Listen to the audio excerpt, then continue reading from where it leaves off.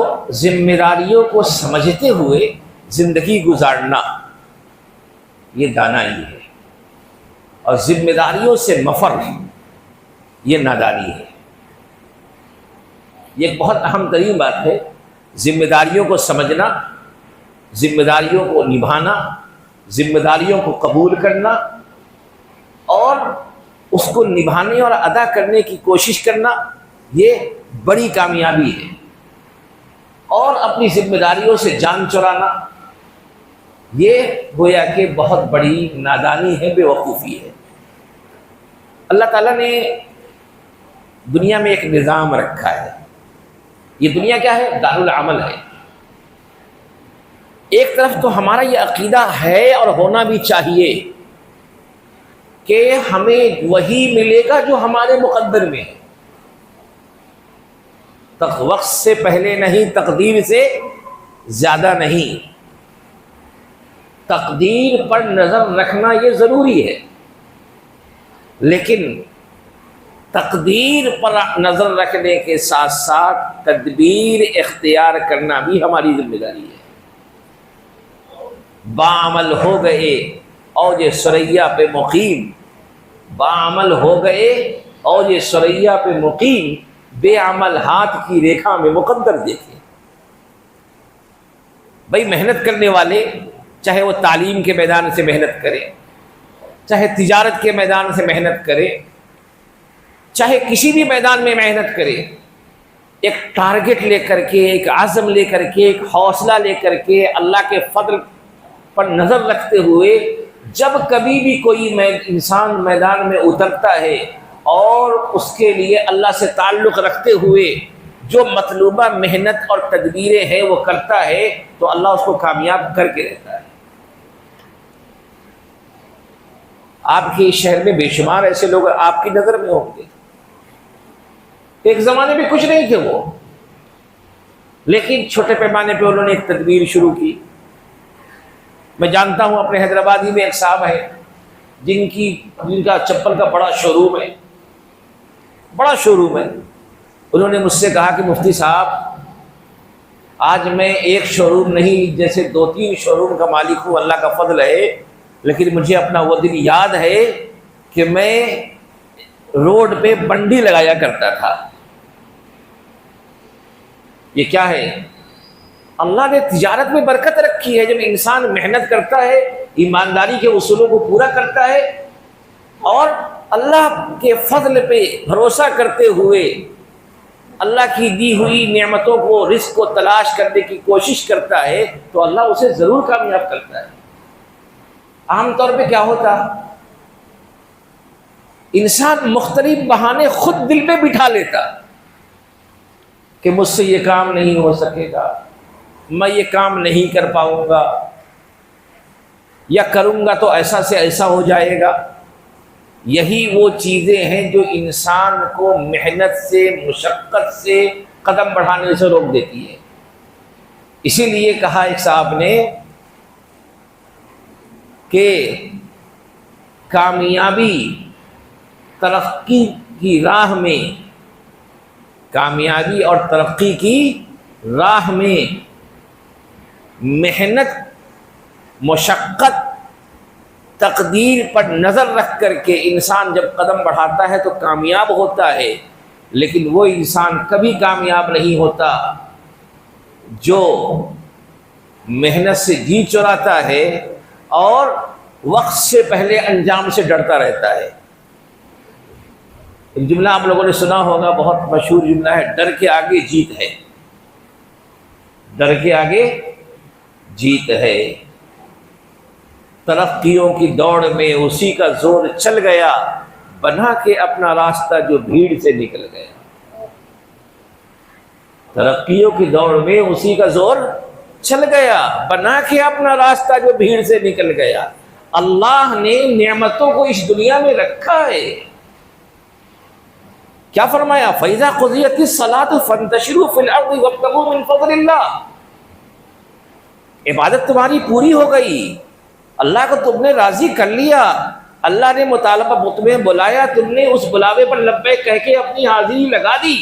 اب اللہ ہی خود کہہ رہا ہے فانتشروا فی الارض، جاؤ، اب میں نے جو خزانے چھپا رکھے ہیں، چاہے وہ دکان کی شکل میں ہو، چاہے وہ کاروبار کی شکل میں ہو، چاہے وہ ملازمت کی شکل میں ہو، چاہے وہ تجارت کی شکل میں ہو، صنعت و حرفت کی شکل میں ہو، جو میں نے مختلف اپنے فضل کے مختلف اڈے بنا رکھے ہیں، ان جگہوں پہ پہنچو اور وہاں جا کر اللہ کے فضل کو تلاش کرو، وابتغوا من فضل اللہ۔ اسی لیے علماء نے لکھا ہے، حکم رب کی تعمیل کرنے والا جب مسجد آ رہا ہے تو بھی حکم رب کی تعمیل کر رہا ہے، مسجد سے نکل کے بازار کو جا رہا ہے تو بھی رب کریم کی حکم کی تعمیل کر رہا ہے، کیونکہ فسعوا الی ذکر اللہ، آؤ ادھر آ جاؤ، اذان سن کر کے یہ اللہ نے کہا۔ تو اب یہاں سے نماز پوری ہو گئی تو اب جاؤ بازار میں اور روزی روٹی تلاش کرو، اپنے گھر چلانے کا انتظام کرو، بیوی بچے کا خرچہ تلاش کرو، اللہ نے فضل رکھے ہیں ان کو لینے کی کوشش کرو۔ کیا کہا؟ فانتشروا فی الارض، زمین پہ پھیل جاؤ۔ کیا پتا چلا کہ ہاتھ پہ ہاتھ دھرے بیٹھے رہنا، محنت سے جی چرانا، پسینہ بہانے سے گریز کرنا، یہ کہنا بہت کمپٹیشن ہے، ارے نہیں ہوتا، بہت سے لوگ کر کے ناکام ہو گئے، یہ سب چیزیں نفس کا، شیطان کا دھوکہ ہے۔ آپ کا کام ہے تدبیر کرنا، جائز وسائل اختیار کرنا، آپ اپنا کام کیجئے، رب کریم کا انعام رب کریم دے گا۔ لیکن آپ اپنا کام بھی نہیں کریں گے تو کیا ہوگا؟ آپ اپنا کام بھی نہیں کریں گے، ہم اپنا کام بھی نہیں کریں گے تو کیا ہوگا؟ اسی لیے یہ دنیا دار العمل ہے، انسان کا انعام اس کی محنت میں چھپا ہوا ہے، جو محنت کرتے ہیں وہ پاتے ہیں۔ اس لیے ہم سب کو اپنی ذاتی طور پر تدبیر کرنے میں کبھی پیچھے نہیں ہٹنا چاہیے۔ ہاں، نبی اکرم صلی اللہ علیہ وسلم کی ایک بات ذہن میں رکھیے، وَلَا يَحْمِلَنَّكُمْ اسْتِبْقَاءُ الرِّزْقِ أَن تَحْصُلُوهُ بِمَعْصِيَةِ اللَّهِ، کہ آپ محنت کر رہے ہیں اور آپ نے یہ ذہن بنا لیا ہے کہ چونکہ اسلام میں ہاتھ پھیلانا اچھی چیز نہیں ہے، اسلام کہتا ہے کہ بھائی خود کو خود کفیل بناؤ، اپنی ضروریات کی تکمیل کے لیے خود کوشش کرو، تو اس کے لیے آپ میدان میں نکل گئے، لیکن کامیابی، نتیجہ ضروری نہیں ہے کہ آپ کی مرضی کے مطابق مل جائے، وہاں مقدرات بھی چلتے ہیں، مقدرات بھی چلتے ہیں۔ تو نبی صلی اللہ علیہ وسلم نے پھر سنبھالا ہم کو کہ تم جا رہے ہو، چند قدم آگے چلے، کچھ قدم بڑھایا، لیکن نتیجہ سامنے نہیں آ رہا ہے، جاب کی سرچ میں جائے، نتیجہ سامنے نہیں آ رہا ہے، کاروبار کے لیے کوششیں کرے، نتیجہ سامنے نہیں آ رہا ہے۔ فرمایا وَلَا يَحْمِلَنَّكُمْ اسْتِبْقَاءُ الرِّزْقِ أَن تَحْصُلُوهُ بِمَعْصِيَةِ اللَّهِ، رزق کے آنے میں دیری تمہیں اس بات پر آمادہ نہ کر دے کہ تم اللہ کی نافرمانی کے ذریعے اسے حاصل کرنے لگ جاؤ، ملے گا وہی جو تمہارے مقدر کا ہے، تھوڑا صبر کرو گے، اصولوں کی پابندی کرو گے تو وہ چیز حلال پاکیزہ بن کے ملے گی، اور جلد بازی کرو گے، ملینر بہت جلدی بننے کی کوشش کرو گے تو بہت جلدی کرنے والے گڑھیلے بھی بہت جلدی گر جاتے ہیں، بہت جلدی کرنے والے۔ اسی لیے فرمایا عملی زندگی میں صبر کی ضرورت ہے، تقدیر پر نظر رکھنے کی ضرورت ہے، صبر کے ساتھ، جائز اصولوں کی پیروی کے ساتھ، تقدیر پر نظر رکھتے ہوئے جو مسلسل جہد مسلسل اور جہد پہم کرتا رہتا ہے، اپنی محنت کرتا رہتا ہے، اپنی تدبیر کرتا رہتا ہے، تو اللہ اس کو کامیاب کر کے رہتے ہیں۔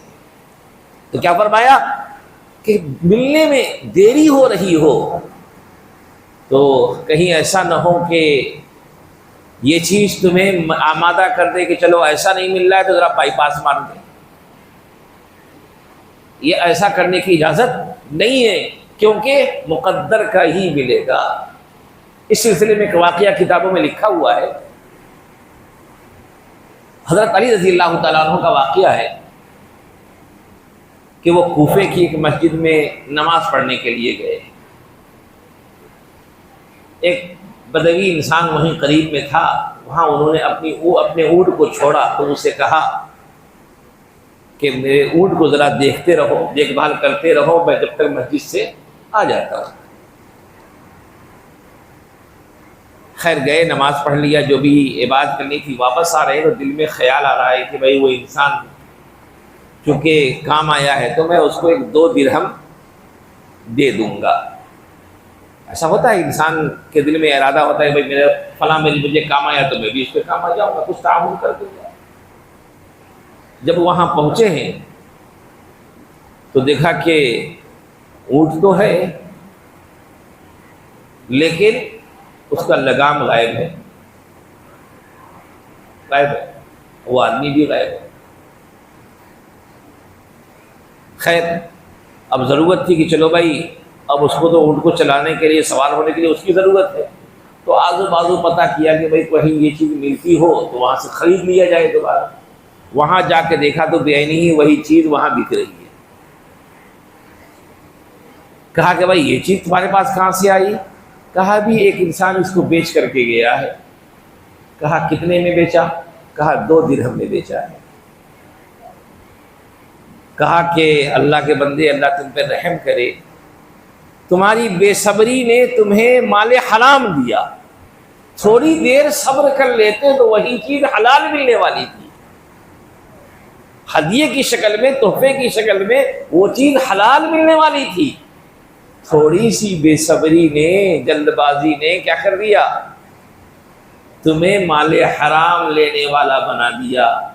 تو اس لیے اکابر نے لکھا کہ عملی زندگی میں صبر، توکل، تقدیر پر نظر اور اپنی ذمہ داری کو نبھانے کا اہتمام، اس پر انسان جب کاربند ہوتا ہے تو کامیاب ہوتا ہے. بے صبری سے، جلد بازی سے کام لیتا ہے تو وہ پھسل جاتا ہے. مثال کے طور پر بہت سالوں پہلے ایک صاحب میرے پاس آئے، دبئی میں ان کی اچھی خاصی ملازمت تھی. انہوں نے مشورہ کیا ٹوری جوگی کے علاقے میں کہ میں یہ سب کرنا چاہتا ہوں.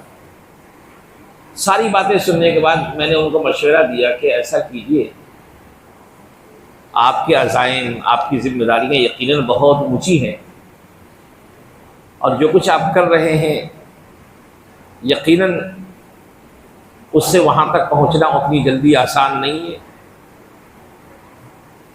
میں نے کہا کہ حدیث کہتی ہے کہ انسان کو اللہ تعالیٰ نے کسی جائز وسیلے سے، ذریعے سے جوڑ رکھا ہو تو از خود نہ چھوڑے الا یہ کہ وہ خود چھوٹ جائے. میں نے وہ حدیث ان کو سنائی کہ بھائی اللہ نے آپ کو ایک روزی روٹی سے جوڑ رکھا ہے، اسے خود مت چھوڑیے جب تک کہ وہ خود نہ چھوٹ جائے. اسے پکڑے رہیے، اس سے لگے رہیے. آپ جو پلان بنا رہے ہیں ضروری نہیں ہے کہ وہ ریئل میں بھی، حقیقت میں بھی ویسا ہی ہو جائے، کیونکہ ہمیشہ انسان کی مرضی کے مطابق ہی سب کچھ نہیں ہوتا ہے. تجری الریاح بما لا تشتہی السفن، بسا اوقات ہوا کشتی کی مزاج کے خلاف بھی چلتی ہے. آپ سوچ رہے ہیں لیکن ضروری نہیں کہ ایسا ہی ہو جیسا آپ پلان بنا رہے ہیں. میں نے کہا حدیث کہتی ہے کہ اللہ تعالیٰ نے کسی رزق سے آپ کو جوڑ رکھا ہے تو جب تک وہ خود نہ چھوٹ جائے آپ اسے نہ چھوڑیے، الا ہے کہ وہ خود بخود آپ کے لیے ناگوار ہو جائے، ناقابل عمل ہو جائے، کچھ ایسے حالات پیدا ہو جائے. خیر ان کو وہ بات شاید سمجھ میں نہیں آئی. انہوں نے اپنے خواب اور عزائم کے تحت ریزائن کر دیا، اور ریزائن کر کے آئے تقریباً 3 سال کے بعد اتفاق سے پھر دوبارہ آئے وہ. مفتی صاحب میں بہت پریشان ہوں، میں اس شہر میں اپنے دوستوں کا ان کا 5 یا 6 کروڑ کے بارے میں بولے تو میں مقروض ہو چکا ہوں. اب اس وقت مجھے اس قرض سے نکلنے کے لیے کچھ تو کرنا پڑے گا، کچھ تو کرنا پڑے گا. تو میں نے ان کو پرانی باتیں یاد دلائی. میں نے کہا کہ جس وقت آپ ایک جاب کر رہے تھے، یقیناً آپ اس جاب سے بنگلہ نہیں خرید سکتے تھے، لیکن تھوڑی محنت کر کے ایک گھر تو خرید ہی سکتے تھے، اور اپنے گھر کو آپ مزے سے چلا رہے تھے. کسی کے قرض کے بوجھ میں ڈوبے بغیر آپ زندگی گزار رہے تھے، رات میں سکون کی نیند سو رہے تھے. لیکن آپ کا شوق تھا کہ نہیں، فلاں کالونی میں مجھے بنگلہ بنانا ہے. اب بتائیے کہ وہ بنگلہ بن رہا ہے یا آپ کا گھر بکنے والا ہے؟ بنگلہ بھی نہیں بنا، گھر بکنے پر آپ تیار، بیچنے پر تیار ہیں. انہوں نے کہا کہ مجھ سے مسئلہ جو پوچھنا چاہ رہے تھے، بہت سے لوگ ہم لوگوں کے پاس آتے ہیں، اب ایک پریشر ڈال کر کے کسی چیز کو جائز کہلوانے کی کوشش کرتے ہیں، حالات کا پریشر، مسائل کا پریشر. لیکن ظاہر سی بات ہے کہ کسی چیز کو جائز ناجائز کہنا یہ کسی انسان کا اختیار نہیں ہے. بحیثیت مسلمان ہم سب پابند ہیں قرآن و سنت کے. وہی بولنا ہے، وہی لکھنا ہے، وہی سننا ہے، وہی ماننا ہے جو کتابوں میں لکھا ہوا ہے. اس سے ہٹنے کی اجازت تو کسی کو نہیں ہے، اور کوئی ہٹے گا تو کتنا بھی بڑا کیوں نہ ہو وہ قابل قبول نہیں ہوگا. انہوں نے کہا کہ میں اس وقت فلاں قسم کی گولڈ میں ٹریڈنگ کرنا چاہتا ہوں، گولڈ میں ٹریڈنگ کرنا چاہتا ہوں، کوموڈیٹی ٹریڈنگ کرنا چاہتا ہوں. میں نے کہا کہ یہ مشورہ آپ کو کس نے دیا کہ آپ جس بھور میں پھنسے ہوئے ہیں اس سے نکلنے کے لیے جو آپ نے تدبیر سوچی ہے کہ میں اپنے فلاں چیز کو بیچوں گا اور اس پیسے کو یہاں لگا کر کے جلد سے ریکور کر لوں گا. تو نہیں مولانا، میں جانتا ہوں کہ اس میں جتنا پروفٹ ہے اور جتنی جلد پروفٹ ہے وہ کسی اور چیز میں نہیں ہے. اگر میں یہ گھر بیچ کر کے یا فلاں چیز بیچ کر کے فلاں کاروبار شروع کروں گا تو ہوگا، لیکن اس میں بہت لمبا ٹائم لگے گا، اتنی جلدی ہماری ریکوری نہیں ہوگی. میں نے کہا ان سے کہ میرے بھائی، آپ اپنی مصیبت کو بڑھانے والا کام نہ کیجیے. اللہ نے حرام میں برکت نہیں رکھی ہے، اور حرام میں پڑھ کے آپ اپنے مسائل کو حل نہیں کر سکتے ہیں. آپ جس راستے سے نکلنا چاہتے ہیں، مجھے لگتا ہے کہ آپ اس میں جائیں گے تو مزید اور دلدل میں پھنس جائیں گے، کیونکہ جہاں جتنی تیز جلد آمدنی ہے وہی اتنی جلد خسارہ بھی ہے. بہت تیزی سے جو چیز اوپر جاتی ہے اسی تیزی کے ساتھ وہ نیچے آنا بھی جانتی ہے. پھر بھی میں کہوں گا کہ کوئی چیز تیزی سے مالدار بنائے یا کچھ بھی ہو، وہ ایک طرف معیار ہمارے لیے جائز اور ناجائز شریعت ہے. شریعت جس چیز کی اجازت نہیں دیتی اس راستے کے ذریعے آپ اپنے مسائل کو حل کرنے کی کوشش کریں گے. میرا دل کہتا ہے کہ آپ مزید الجھ جائیں گے. کیوں؟ یہ ٹریڈنگ جو کمیونٹی ٹریڈنگ کی جو شکلیں ہیں، کبھی موقع ہوگا تو بات کریں گے اس موضوع پہ، مروجہ شکلوں میں جائز نہیں ہے. البتہ شیئرز کی ٹریڈنگ کی مخصوص شکلیں، مخصوص دائرے میں، مخصوص طریقے پہ جائز ہے. لیکن یہ جو سونا چاندی کموڈیٹی وغیرہ کی جو ٹریڈنگ ہوتی ہے، کروڈ آئل کی ٹریڈنگ ہوتی ہے، فلاں یہ شریعت کے مطابق ان میں ٹریڈنگ درست نہیں ہے. میں نے ان کو مسئلہ بتا دیا، لیکن مجھے پتا چلا نہ ادھر کے رہے نہ ادھر کے رہے، نہ خدا ہی ملا نبی صالح السلام. انہوں نے کیا وہ کام، مشورہ نہیں مانا، اور اس وقت ان کے حالات بس اللہ ہی محافظ ہے، اللہ ہی محافظ ہے۔ اس لیے کبھی بھی ناجائز وسائل کو اختیار کرتے ہوئے آپ ترقی چاہتے ہیں، آپ ترقی نہیں کر پائیں گے۔ نجا ظاہر پرستی پر اگر کچھ عقل و دانش ہے، نجا ظاہر پرستی پر اگر کچھ عقل و دانش ہے، چمکتا جو نظر آتا ہے سب سونا نہیں ہوتا۔ بہت سی چمکنے والی چیز کسراب النقیۃ یحسبہ الظمآن ماء، دور سے دیکھنے میں ایسا لگتا ہے کہ وہ پانی ہے، اور جب وہاں پہنچتے تو پتہ چلتا ہے کہ ریت ہی ریت ہے۔ ہمیں پابند کس چیز کا بنایا گیا ہے؟ جہاں ہمیں کسب حلال کے لیے محنت کرنے کا پابند بنایا گیا ہے، وہاں یہ بھی تو شرط ہے کہ وہ چیز حلال ہو، ہماری محنت حلال دائرے میں ہو، حلال طریقے پہ ہو۔ تو ہم ایک چیز میں تو اللہ کی مان لیے کہ اللہ کہہ رہے محنت کرو، ہاتھ نہ پھیلاؤ، لیکن اللہ یہ بھی تو کہہ رہے کہ حلال دائرے میں محنت کرو، حلال طریقے پہ کرو۔ اس میں اللہ کی نہیں مانیں گے تو کہاں سے کام چلے گا؟ غرضے کہ انبیاء کرام ہیں، صالحین ہیں، سلف صالحین ہیں، سبوں نے اپنے آپ کو خود کفیل بنانے کی کوششیں کی ہیں، اور ہر انسان کو اس بات کی کوشش کرنی چاہیے، ذاتی طور پہ بھی اور اپنے خاندان کے افراد کے لیے بھی، کہ لوگوں کو معذور بنانے کے بجائے مفید بنایا جائے، معذور بنانے کے بجائے مفید بنایا جائے۔ یاد رکھ لیجئے، بہت سی مرتبہ لوگ خود معذور بنتے ہیں۔ کیوں بنتے ہیں؟ کہ ان کو دوسرے کئی سہارا دینے والے رہتے ہیں، وہ سہارا لیتے لیتے لیتے لیتے بے سہارا ہو جاتے ہیں۔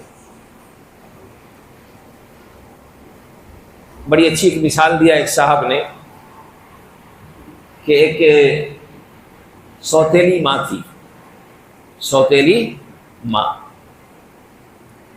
وہ اپنے بچے کو ہمیشہ گود میں اٹھائے رہتی، ہمیشہ گود میں اٹھائے رہتی۔ لوگوں میں چرچا شروع ہو گیا، ارے کتنی اچھی ماں ہے، سوتیلی ماں ہو کر کے بھی ہمیشہ اس بچے کو گود میں اٹھائے رہتی ہے۔ 1 سال ہو گئے، 2 سال ہو گئے، 3 سال ہو گئے، 4 سال ہو گئے، کیا ماں کی ممتا ہے، دیکھو کیا پیار دے رہی ہے یہ۔ چند سالوں کے بعد اس خاتون نے راز کو فاش کیا کہ میں اس کے لیے واقعی سوتیلی ماں ہوں، اور اس کی فلاں سے مجھے دشمنی تھی، میں نے اس بچے سے وہ دشمنی نکالی ہے، وہ یہ میں اس کو گود میں اٹھائے اٹھائے اٹھائے اٹھائے اتنا اٹھا کے رکھی کہ یہ بچہ چلنے کی محنت کبھی کیا ہی نہیں، چلنے سے معذور ہو گیا۔ بھائی بچہ جب چلنا شروع کرتا ہے، گرتا ہے، چوٹ کھاتا ہے، سنبھلتا ہے، پھر گرتا ہے، پھر سنبھلتا ہے، محنت کرتے کرتے، کوشش کرتے کرتے، لڑکھڑاتے لڑکھڑاتے لڑکھڑاتے وہ چلنے والا بن جاتا ہے۔ لیکن جس نے کبھی چلنے کے لیے ہاتھ پاؤں مارا ہی نہیں، سپورٹ ملتا رہا اس کو، اس کے پاؤں نے کبھی بوجھ اٹھانے کی مشقت برداشت ہی نہیں کی، تو وہ تو معذور ہی ہوگا۔ تو اپنے آپ کو بھی معذور نہیں بنانا ہے۔ جو ممکنہ حد تک ہم اپنے انسان کے بس میں تدبیر ہو، علم کے ذریعے، محنت کے ذریعے، کوشش کے ذریعے، کورسز کے ذریعے، وہ اپنے طور پہ بھی کرنا چاہیے، اپنے بچوں کو بھی کرانا چاہیے۔ اور ساتھ ساتھ اگر ہمارے معاشرے میں ایسے افراد ہیں، خاندان میں ایسے افراد ہیں، تو ہر موڑ پہ آپ ان کے لیے کھڑے رہنے کے بجائے کبھی ان کو کھڑا کرنے کی بھی کوشش کیجیے، کبھی ان کو کھڑا کرنے کی بھی کوشش کیجیے، ورنہ ہر 2 لقمے میں آپ نے 2 لقمہ دے دیا، پیٹ بھر گیا، جا کے بچہ سو رہا ہے، فلاں موقع پہ آپ نے صبر کر دیا، وہ مزے کی زندگی گزار رہا ہے۔ یہ وہی سوتیلی ماں کا کردار ہے جس نے بچے کو چلنے سے محروم کر دیا۔ بہرحال آج کے اس درس کا ایک پیغام ہے، وہ یہی حلال کھانے کا اہتمام ہو، حرام سے بچنے کی فکر ہو، اس کے ساتھ ساتھ اپنی محنت اپنے بلبوتے پہ حلال کو حاصل کرنے کی جو تگودو ہمارے لیے ممکن ہو، جائز دائرے میں ہم کو اس کو کرنے کی پوری فکر کرنی چاہیے۔ اس سے ذرا بھی جی چرانا نہیں چاہیے، کیونکہ ایسے جی چرانے والے اسلام کی نظر میں انتہائی ناپسندیدہ لوگ ہیں، کیونکہ اسلام السوال ذل، سوال کرنا، ہاتھ پھیلانا، فرمایا یہ ذلت ہے۔ آپ فرمایا کیا؟ الید العلیٰ خیر من الید السفلی، الید العلیٰ خیر من الید السفلی، کہ اوپر والا ہاتھ نیچے والے ہاتھ سے بہتر ہے۔ ہمیشہ اپنے ہاتھ کو اوپر رکھنے کی کوشش کرنی چاہیے۔ یہ دست نگر بن جانا، اللہ اس سے ہم سب کی حفاظت فرمائے، ایسی ذلت والی زندگی سے اللہ ہم سب کی حفاظت فرمائے، اور ہم سب کو اللہ توفیق دے کہ ہم سب اس قابل بن سکیں کہ اپنی زندگی، اپنے ماتحتوں کی زندگی کے جو اخراجات ہیں، ضروریات ہیں، اس کو اپنے طور پہ اٹھانے والے بن جائیں۔ اللہ کی یہ زمین خزانوں سے بھری ہے، اور خزانے میں اترنے والا کچھ پا کے ہی آتا ہے، محروم وہی رہتا ہے جو غالب کے شعر میں میں نے کہا کہ با عمل ہو گئے اور یہ سریا پہ مقیم، بے عمل ہاتھ کی ریکھا میں مقدر دیکھے، بس مقدر دکھاتے رہتے، حالانکہ محنت کرنے والے کہاں سے کہاں پہنچ جاتے۔